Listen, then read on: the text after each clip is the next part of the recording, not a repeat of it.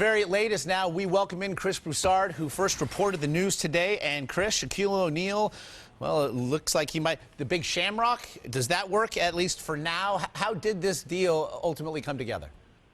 Well, you know, Shaq has obviously been talking with a few different teams. The two teams that pursued him most this summer were the Atlanta Hawks and the Celtics. Doc Rivers went and met with Shaq in Orlando last month, talked to him about the role he could play there, how he felt, you know, he could really be an asset in Boston.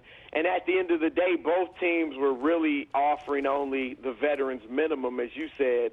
And Shaq felt like Boston had a much better chance of winning the championship than Atlanta did, even though, you know, it looks like he would have, at least in theory, had a chance of playing a bigger role in Atlanta. He went with the team that he felt like had the best chance of getting the ring.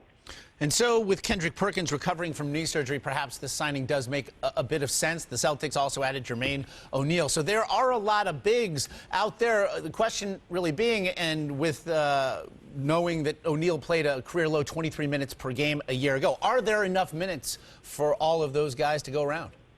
Well, I think Shaq showed last year, you know, he was willing to accept his role in Cleveland. Now, he started, obviously, but he didn't play the type of minutes he was accustomed to playing.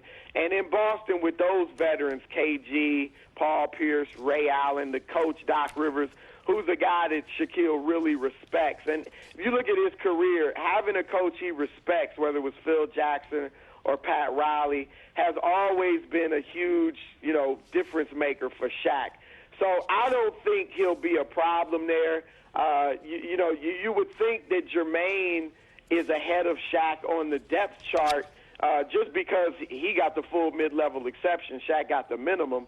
But, you know, we'll see how it plays out on the court. I do think the Celtics probably view Shaq as somewhat of a specialist. I mean, obviously when you face Orlando with Dwight Howard, when you face the Lakers with Andrew Bynum and their other bigs, Shaq could be a much bigger presence. But against some teams, he probably won't be as necessary, that's for sure. It certainly seems to suggest that perhaps this signing with an eye towards May and June. Chris Broussard with the very latest here.